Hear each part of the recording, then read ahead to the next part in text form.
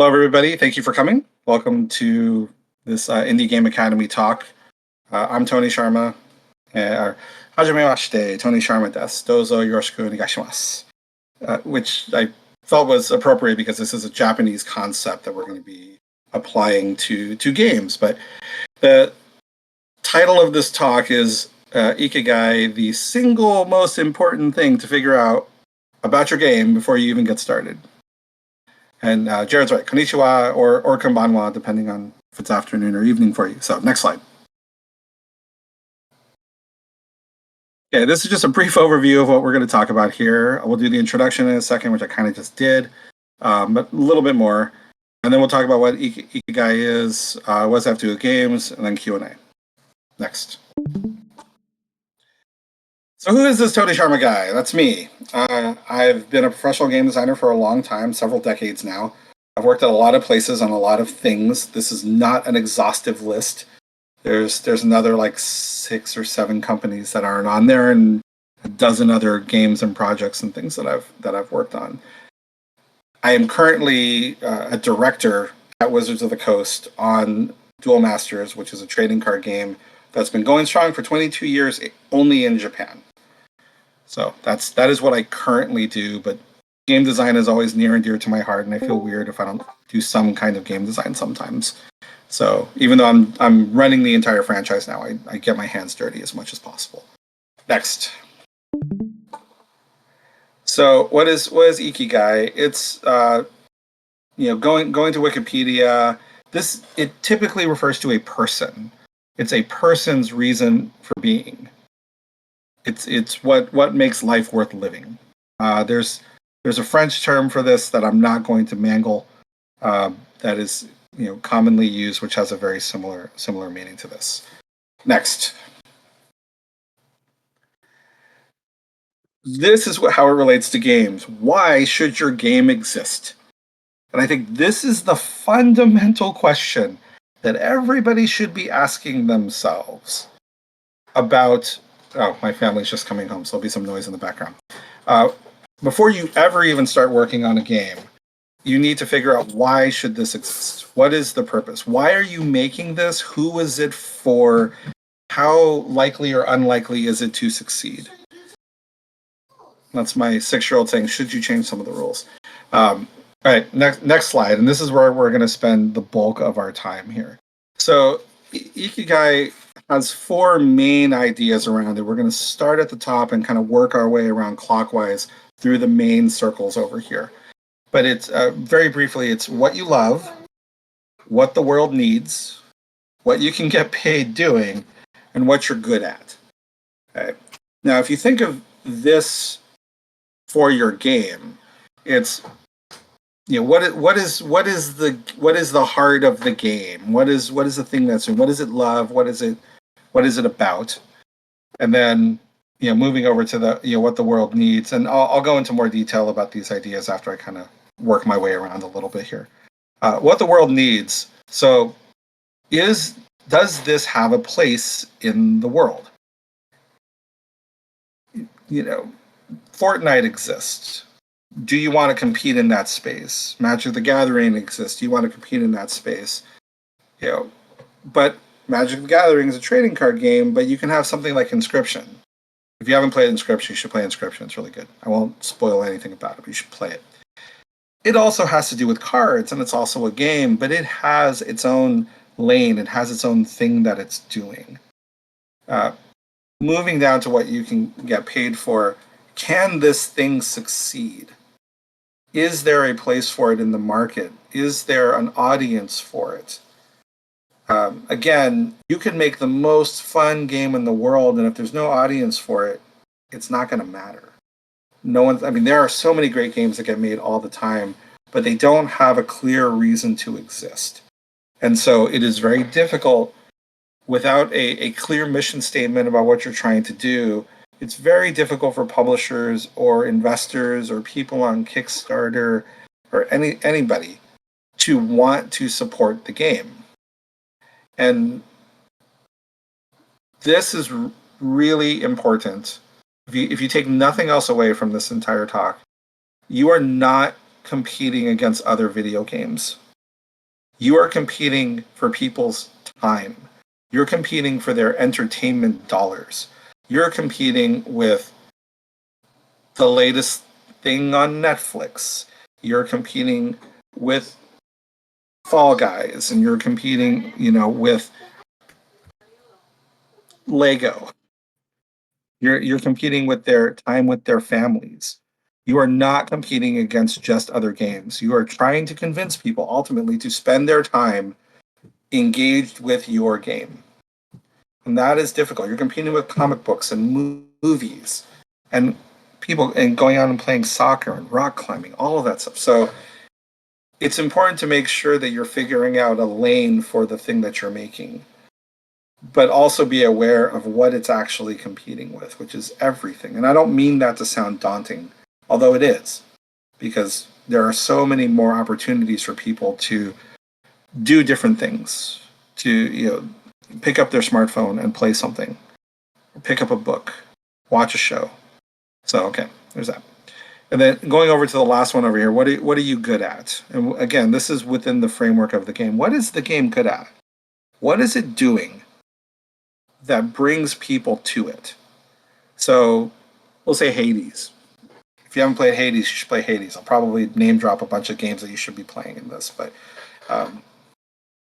what does Hades do really well?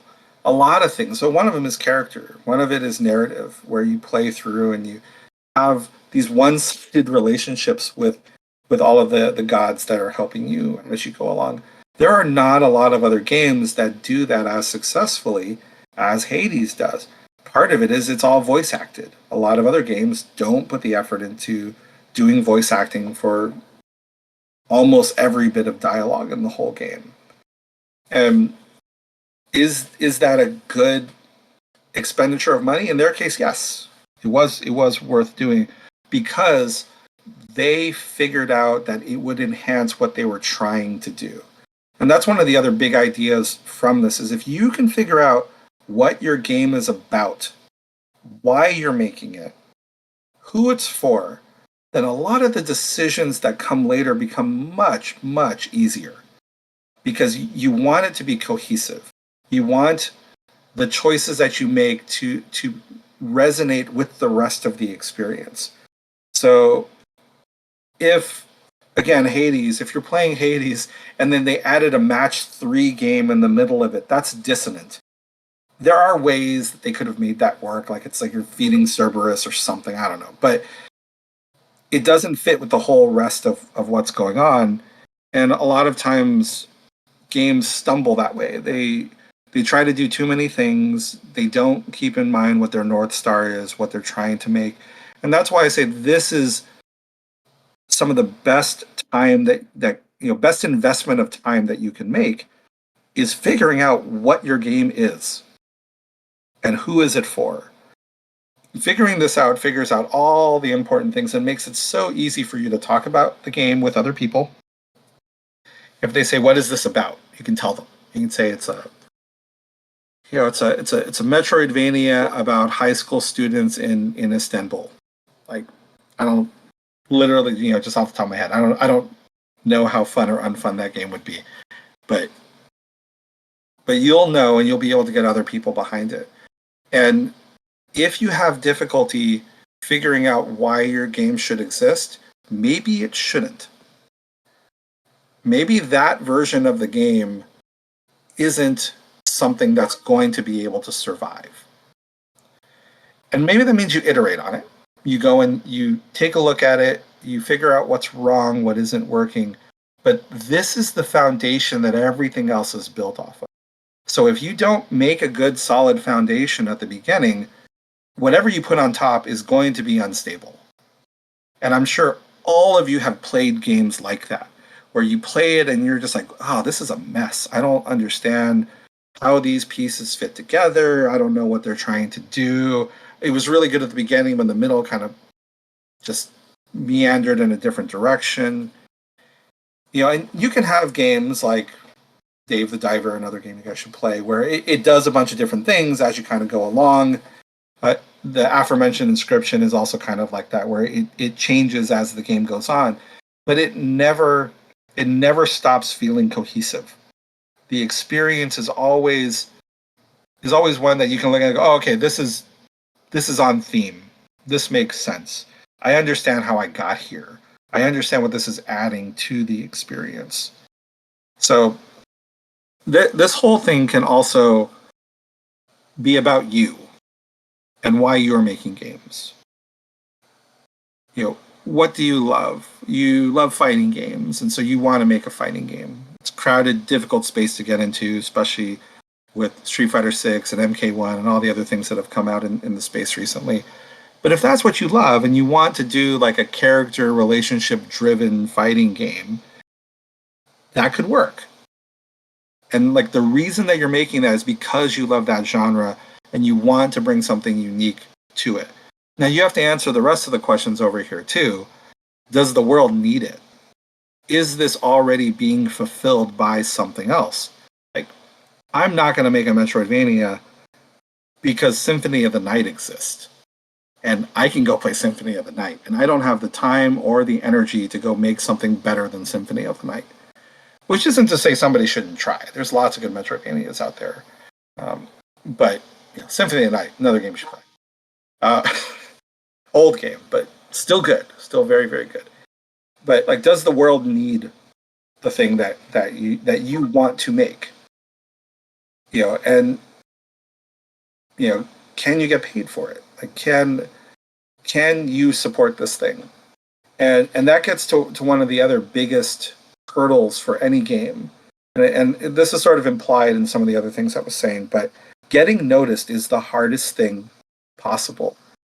Yeah, as I mentioned, there's so many things that are competing for people's time, but there's so many games competing for people's time.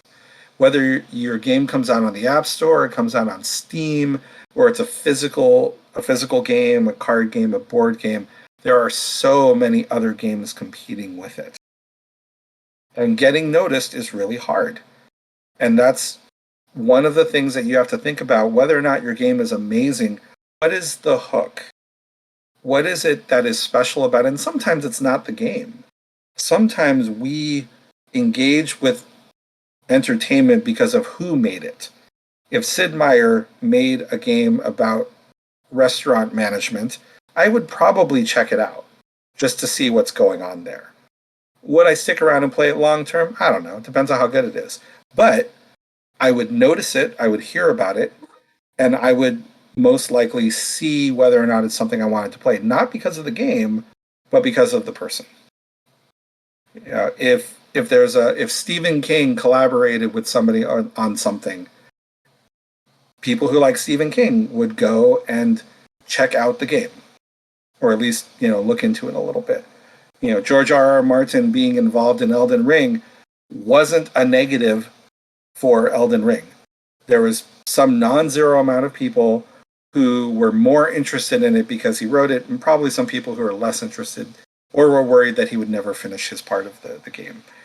But it is a very difficult and very complex thing to figure out why people play things, why people engage with stuff. And there's no formula for it, and there's no guarantee for success. And some of it is just you have to take a lot of shots. And it is highly possible that you will make something amazing that is incredibly fun that no one ever finds.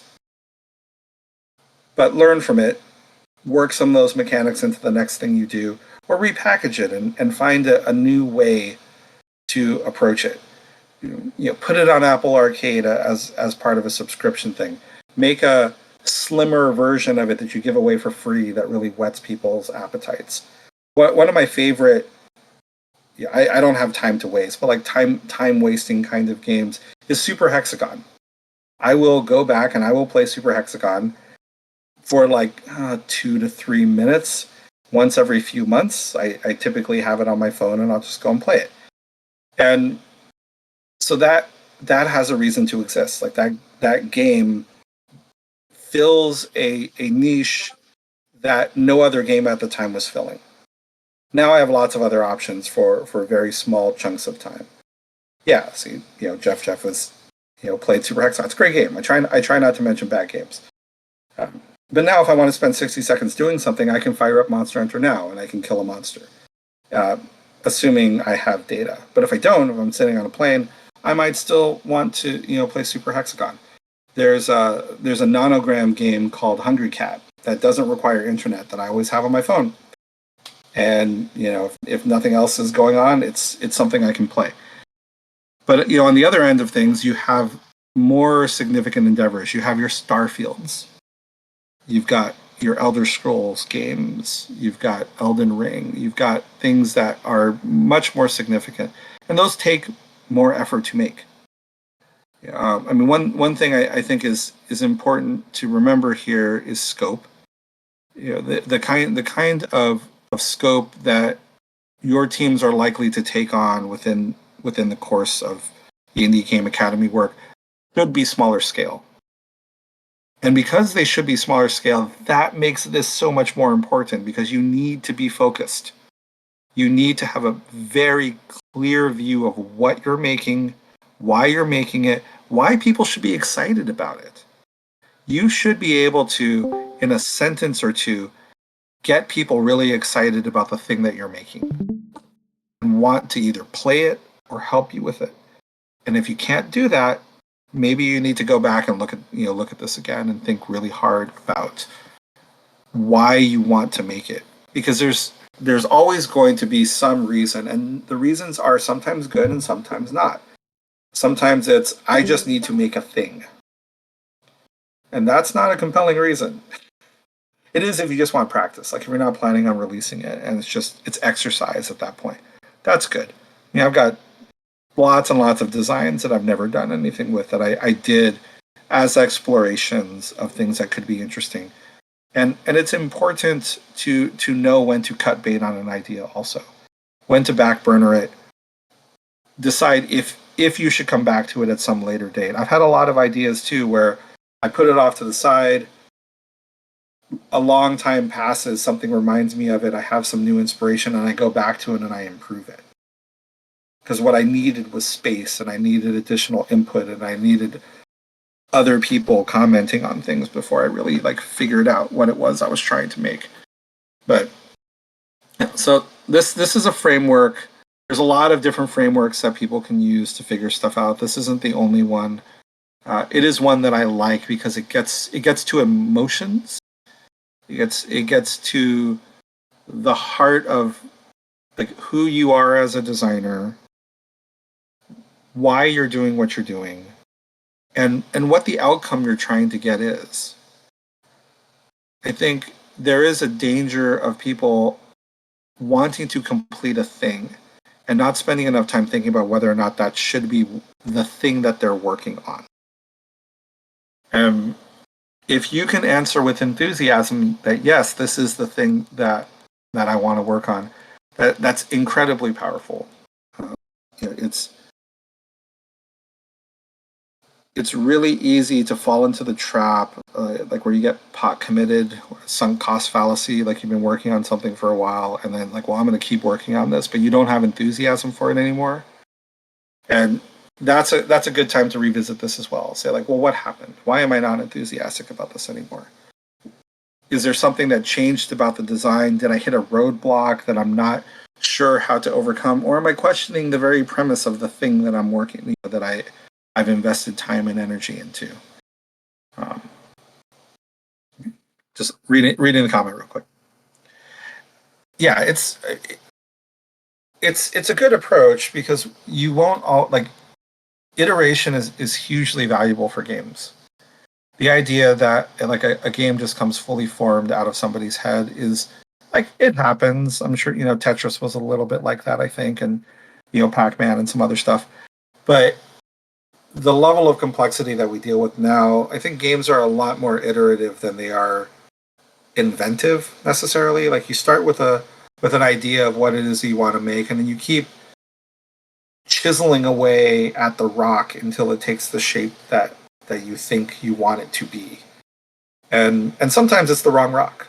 Sometimes you have to go back and and look at it again and say, am I making something that makes sense? And if you can get other people behind the vision of what you're doing, they can help you too. They can say, well, I don't see it anymore. I don't understand where we're going. I don't understand why this is what we're working on. And yeah, it works if everyone has the same idea, if you can articulate to them the idea of what it is that you're doing and why you're doing it. So that's kind of the bulk of it. I was planning on leaving some time for Q&A, but I wanted to take a moment and see if people have questions, if they want me to dig into anything more specific, because there's a lot of nuance to a lot of the different pieces of this. So feel free to ask questions. There is a Q&A slide, but it's probably better to just leave this up.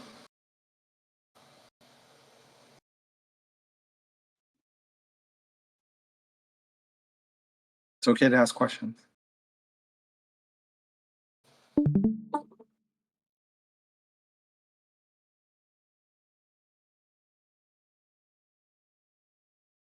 Okay. Well, if there's no questions, I can keep talking. So I'll go for a little bit longer and see if anybody does have any questions, they can interrupt me. It's fine. I can be very long-winded, as my wife will often tell me. I see somebody typing. I'll wait and see what they have to say.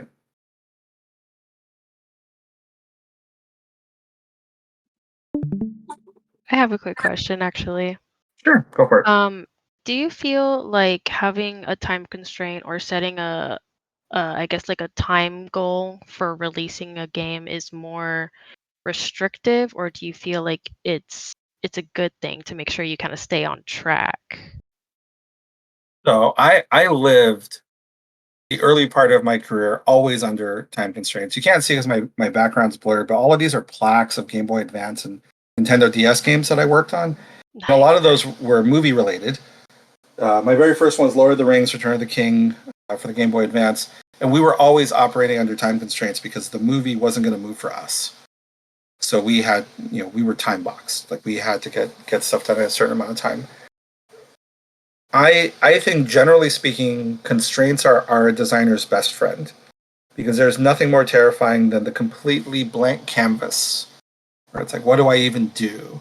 And so constraints like, okay, we figured out the genre, we figured out a time frame, we figured out a platform, we figured out, single player, multiplayer, like we've constrained it some.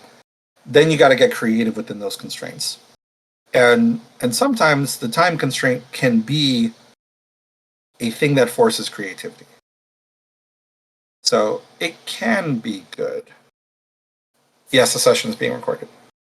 Uh, it can be good, but it also can cause people to make sloppy decisions. One thing that is always a danger is taking prototype code and making it real instead of taking the time to go and fix it. We often talk about tech debt, where we incur tech debt as we're working on stuff, and that those are things that should be paid off. You should go and like fix the things that are just kind of duct taped together. But it's hard to have the discipline to do that. So uh, it's good to have check-in points. Yeah, it's set sprints, set milestones with goals. Say we're going to figure out this part of the game by this time. We are going to make a decision about something. Now, there's an old military saying. It's like if you've got two hills to charge up, figure out which one quickly and charge up it, and then if it's the wrong one, figure that out as fast as possible, and then go and do the other one. Right. The worst thing you can do is not make a choice. Is to noodle endlessly, because then, like, if you're an author, you never finish your last book. You never. Then your Doors of Stone will never come out, which I'm still waiting for Patrick Rothfuss to finish that book. Um, yeah. So does that answer the question? Yeah, yeah, definitely. I was just kind of thinking about, the pros and cons of working within time constraints. So yeah, I feel like you addressed that perfectly. Thank you. Okay. You're welcome. Yeah. Is there? I'll ask this, just so there's not a big blank empty canvas for people. is there a particular part of this that people would like for me to focus on more? Because then I can talk more specifically about. I mean, I'd say the orange part, like what can you get paid for? There's always a lot of questions about that because going from having not professionally sold something to having a successful game is a pretty significant binary thing, right? But I'm happy to talk more about any of the stuff here. This session is for you guys, and I want to make this as useful to all of you as I can. I have one question. Go for it. Is more on the personal side than on the project. Sure. At some point on your career, have occurred that you lost the interest or the desire that you had in your field, and you managed to overcome it? And if yes, how you made it? That is a great question. And the answer is no. I haven't ever gotten tired of games, and I'll tell you why. Wow. Because games are about people and it's about play. And I think play is fundamental to the human experience. And when I approach game design, I'm always thinking about the people who are going to be playing the game. I don't design games for myself because I'm never the target audience. I've been, I guess, when I was at Disney, I was lead designer on Star Wars Commander. I was kind of close to the target audience of that. But there are definitely people who are bigger Star Wars fans than me that were more the target audience than I was. So there, because I love strategy games, I was able to lean into that a little bit. But I primarily think of games. So you hear the term games as a service, where it's a live service and you're doing updates and everything. I think of games as a service in a different way. It's like games are a service for people. It is a thing that they engage with, that they should enjoy, that should enrich their lives. There, I have never released a game that I would not allow my kids to play. And that's a professional choice, but also like I've had offers to go work at companies who are working on things that I wasn't particularly interested in. I don't personally want to work on a first person shooter. I think there's a lot of those that already exist. I personally would not want to work on something like Grand Theft Auto. Um, I want to bring joy to people. I want them to enjoy the stuff that I'm making, and that's outside of the financial stuff. And I have to think about the financial side of things a lot more as director now. But my primary metric for success is how much the game is being enjoyed by the people who are playing it. And it's really hard to get tired of that because it's another piece of it is it's a team effort. Like modern game design. Oh my God, it's Adrian. Hey, Adrian. Speaking of great people to work with. Oh my God. Sorry, I just need a moment. I haven't seen Adrian in a while. I think GDC a couple of years ago was the last time I saw you before you moved. Anyway, because it's a team effort and you get to work with great people like Adrian, success or failure is everybody. It's not just me. And so I want to do the best I can on my part of things, whatever that is as lead designer or director or whatever, to help everyone else do the best that they can.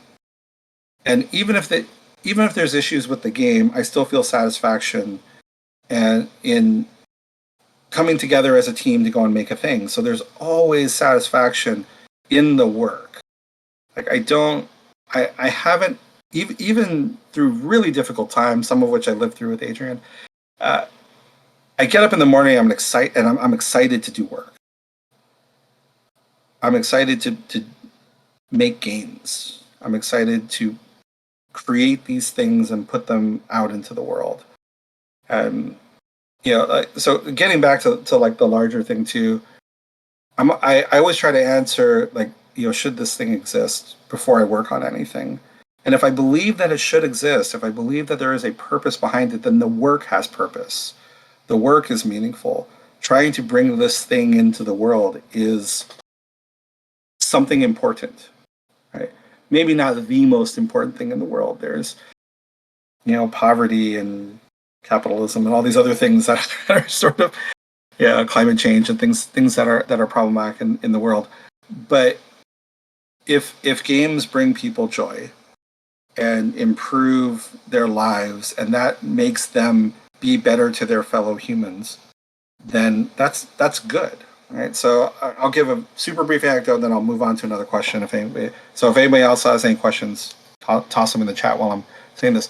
My favorite game series of all time is Monster Hunter, and the reason why it's my favorite game series is because of the structure of the game, where you play with up to 4 other people and you hunt a monster together. The game is all co-op, and you succeed or fail together as a team. And so it encourages people to watch out and look out for everybody else. If a monster is going to, Jared's heard me say this a bunch of times, but if a Rathalos is shooting a fireball at one of your teammates and they're low health, you're incentivized to jump in the way of that fireball, because three losses and the whole team fails. It doesn't matter if it's one person dying 3 times or 3 different people dying 1 time each. As soon as the team has 3 carts is what they call them, then it's over. You failed the hunt. And so it subtly encourages people to be good to other people. And when Monster Hunter World got announced, there was a website that went up that was done by the fans, was Monster Hunter Sherpas, where experienced Monster Hunter players could sign up to help new players, and new players would sign up to get paired up with people who knew the game.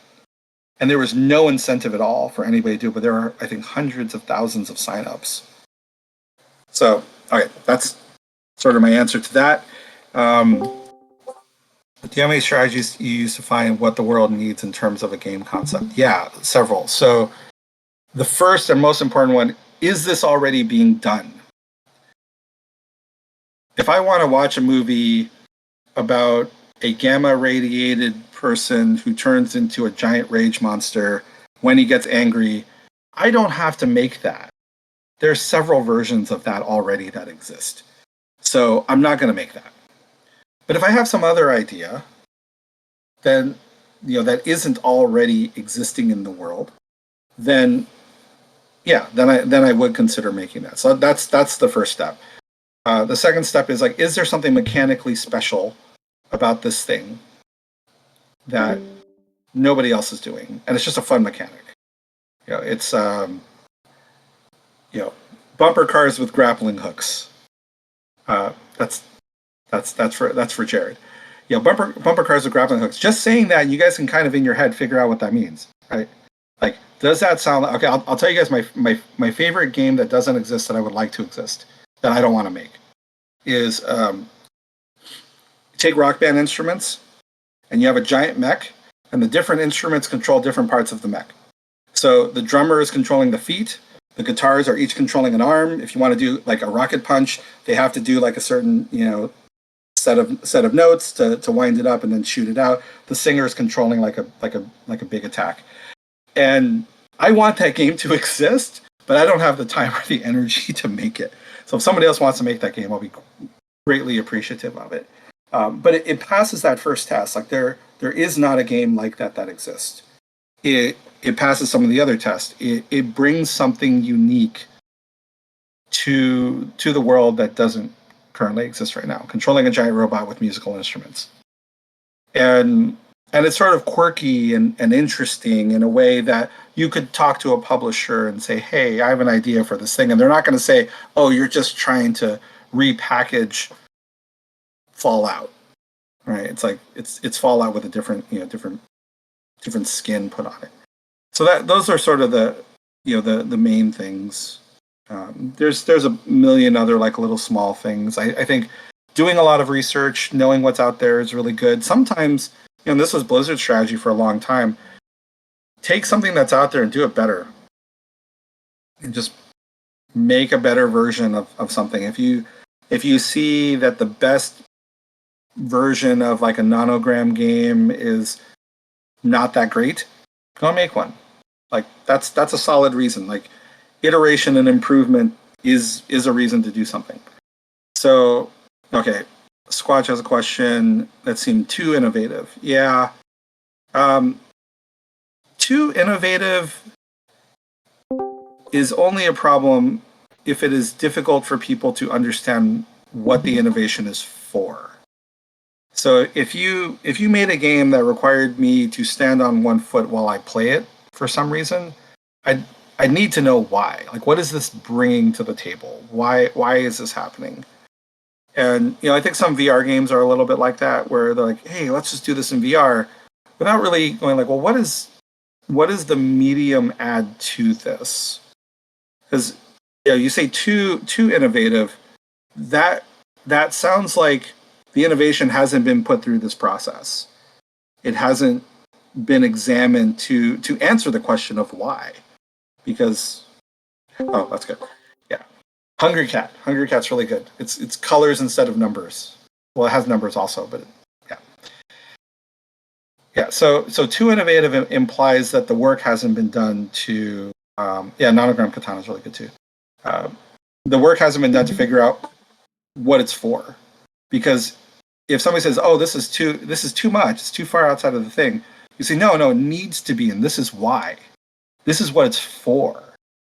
Like you could, again, going back to like Rock Band, Guitar Freaks, Guitar Hero.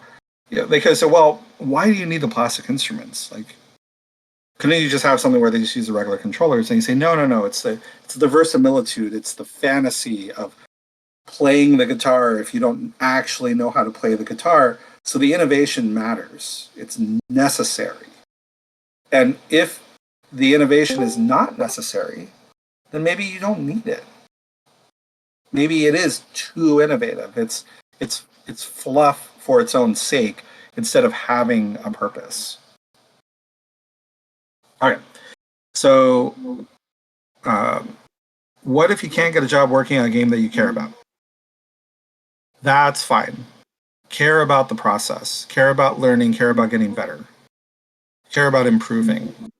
So, I have a saying that I use that I don't know if anyone else, if I picked this up from somewhere else or if I came up with it. I don't know. It doesn't matter.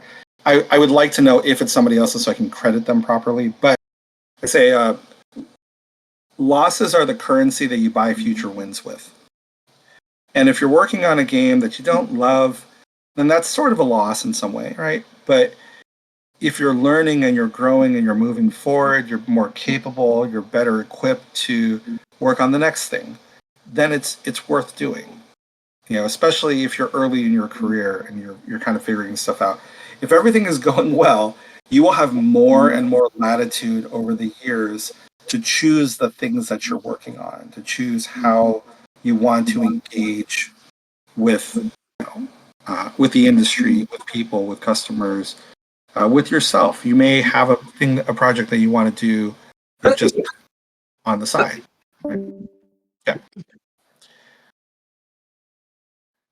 I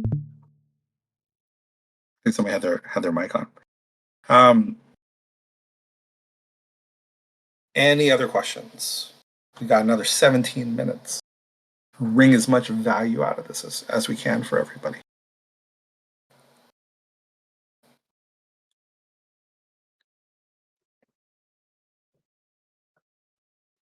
I have another one. I guess it's kind of more tailored to my situation or but I guess like one of the things that I have trouble with is um uh, just I guess feeling like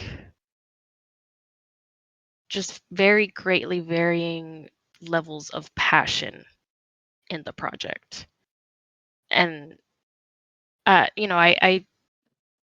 understand, that different people have their own different perspectives and that they have their strengths and weaknesses, but I guess how do you deal with that when you're so passionate about something and you don't want to be, you don't want to feel let down by other people's non-enthusiasm? So we have a technical term for that in the industry. We call that being human, right? Yeah. So that, I mean, that does happen to everybody, and even as an individual, your passion and interest will wax and wane, and so will other people's.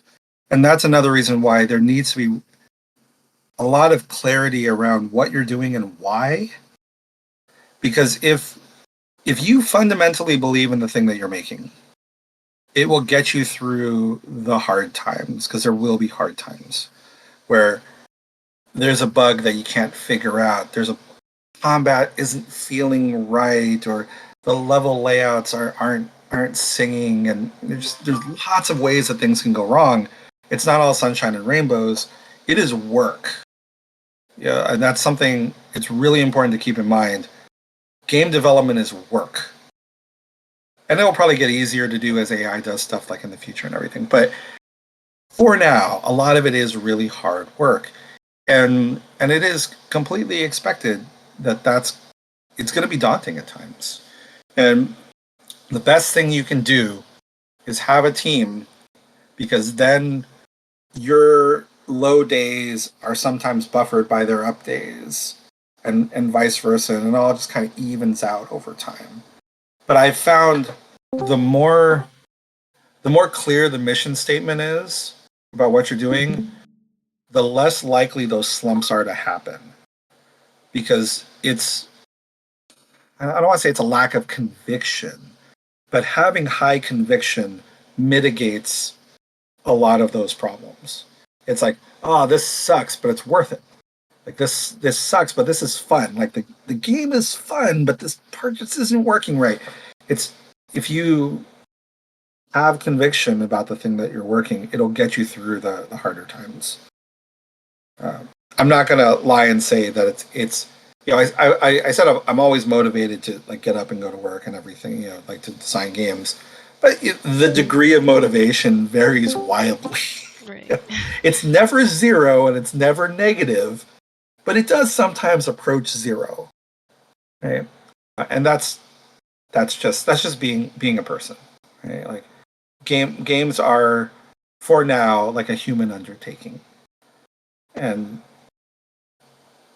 something else I think helps is perspective. Whenever on some level I'm comforted whenever I play a game and there's some rough parts, because that was other humans working on stuff, maybe having some rough days also. But it's also a learning opportunity. Like, oh, if I were to have done this, I could do it a little bit better. It's always an opportunity to get better. And so when you have rough days and you're trying to like work through stuff, you can think back to other games that you've played where like, oh, there's some rough spots there. But did it ruin the experience? Some games yes, some games no, right? Yeah. So the other thing is talk to people. Talk to your team, show what you're working on to other people, get their feedback on it. I think there is it's really easy to become nose blind to the stuff that we work on. And that either means we don't recognize when it stinks, and other times we don't recognize when it's really sweet. It's like you can make something incredibly, amazingly fun and get really desensitized to it because you've been just grinding on it for so long. And yeah, like Adrian says, bugs are part of the charm sometimes too. Like unintended things can sometimes be delightful. They can transcend bug and become a feature. So don't be too hard on, like, hold yourself accountable, but don't be too hard on yourself, because it should be about solutions. When you run into a problem, figure out how to move forward, how to solve the problem. Recriminations are only useful when you're identifying the problem. It's like, okay, well, what went wrong? Where did it go wrong? Okay, that's where I need to apply the fix. That's where I need to put in more effort. So I hope that was helpful. Keep being human. It's fine. Okay, got it. Thank you. As a question with the Ikigai, I probably butchered that. That's okay. No, that was fine. You're applying this mostly to the game itself, where you're making a game that people want, that can be monetized and fund a studio, and find something that the game itself is really good at. How can you apply this to the mechanics that you're inserting into the game?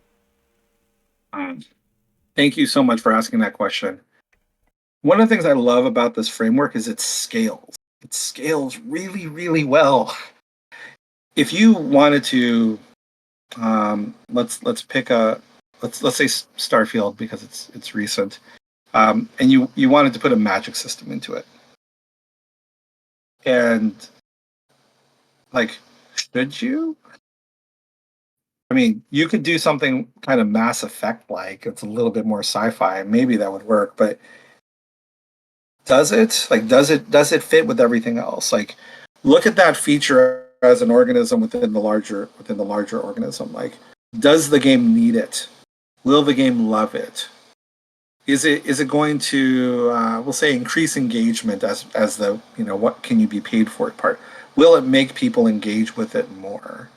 And is it good? Is it well executed for one? Because like a poorly executed thing, is bad. Like you can have good ideas that are poorly executed. So I mean, the form that something takes also matters in addition to the thought behind the thing. But yeah, you could scale it all the way down. And you could scale it all the way up to like DLC. Like, should there be a DLC? Like, did Breath of the Wild need DLC? Probably. I think the master stuff I think was actually good. If you had asked me when the game launched if it needed DLC, I would have probably said no. I'm like, it's fine. But I ended up liking what they did. So Nintendo is really good about this. Very little that Nintendo does feels like wasted work. First party and second party Nintendo stuff feels very intentional. So yeah, I think this you don't have to take the whole thing, but parts of this work really well when you zoom in and zoom out. Again, it's not a hard and fast set of rules. It's just a framework. It's you can think of them as lenses with which to view these things. And the overlapping pieces are kind of useful too. But I really wanted to focus on the main chunks. I probably could have gotten a better graphic than this one, but this one comes from the Japanese government, so I thought that felt official-ish. Uh, okay, so Sirius has a question: can it change over time, or does it usually stay the same for the whole development time? It depends on how you zoom in and zoom out, right? The core of what the game is and why the game should exist uh, almost always stays the same. Sometimes you'll come to the realization that there is something fundamentally wrong, and you pivot and you say, okay, we are changing. This is no longer like a turn-based strategy game. This is now real-time strategy. For whatever reason, that's a pretty drastic change. Um, Not for nothing, that was one of the challenges on Harry Potter and the Prisoner of Azkaban on the Game Boy Advance. EA wanted us. We had a turn-based combat system. EA wanted to make it real time. We made it real time. They're like, actually, we want it to be turn-based, and we had to go back and change it again. All the while, the movie was looming, and we had to just work with the time that we had remaining for it. So yeah, sometimes it'll change, and if it does, make sure everybody understands, make sure everybody agrees, and then use that as your new North Star. So most of the time, no, though, because if you're working in a very focused way, you might come to the realization that the concept doesn't work and can't be salvaged, and so you choose to just discard it and then start on something new. That is a very difficult thing to do. Supercell's really good at that. I've played so many beta Supercell games that never made it out of beta. Oh wow. Thank you. I worked very hard on it. I did Harry Potter and Prisoner of Azkaban. I was doing 100+ hour weeks. I had a futon at my desk. Um, we had a shower downstairs. Lynn would bring me changes of clothes. I would go downstairs and shower and then change. Like I said, that date was looming, so we had to just crunch super super super hard to make that game happen. So I have both fond and not so fond memories of working on it, but I am happy with what we ended up with at the end of it. So I think it was good. Okay, so we're almost out of time. I think Willem might jump in here at some point. I want to say some stuff, but he hasn't. So too bad. You guys get 6 more minutes. Um, So that's enough time for a question or two. I can keep the answers brief if people have small questions they want to ask. Since no one's asked about it and you've hinted that this is asked about a lot, could you talk a little bit about what you can be paid for, that bottom section? Oh, yeah. So one of the scariest things that you can do, which I haven't done in any significant way, is to go on your own. Just go and make something, do it on your own, do it with a small group. That's really hard. And sometimes it's the only way to make something. And in this current climate, it's very tough. It's very tough to get investment. It's very tough to convince people on Kickstarter or other places to kick out money for things. But sometimes it's the way to go. And game development is more accessible now than it's ever been at any point in the past. So when I was working on the aforementioned Harry Potter and the Prison of Azkaban, we were using Nintendo provided development kits, which were many thousands of dollars each for every person who was working on it. It was very expensive. And so that's one of the other ways to go about doing something is getting somebody else to pay for the game. Like working somewhere on a game. Like you can go work for a company and then pitch a game. Low success rate is very difficult to do that, to convince a company that what they should be investing their money in is this idea that you have. Right? It does happen. Hearthstone was made that way. But there's a handful of those stories. Right? So you can work for other people and develop skills and then go on your own. That's one way you can do things. You can when you go on your own, you can self-fund, which is hard but not impossible because development's cheaper now than it used to be. You can do crowdfunding. You can work with a smaller publisher. You have a lot more options to do these things, but I will stress again and again, even if you make the game, it is incredibly hard to get it noticed. It is so hard with so many games on the app stores and on Steam for your game to stand out. User acquisition is the single biggest obstacle to game success, period. I mean that. Like from the bottom of my heart, I mean that. And which is, frankly, a good problem for us to have as consumers. We have more games to play now than we could have ever played before. When I was growing up, there was always so many games on the Atari. Oh, there you go. So, Adrian. Oh, somebody's got their mic on. Hey, Willem. I'm just finishing up, and I'll give you time to pitch. So, yeah, as Adrian was saying, running out of money for user acquisition is what killed the startup. It's tough. It's a tough place to be. That's Kiyosaki. I forget his last name, but yeah, the Rich Dad Poor Dad guy.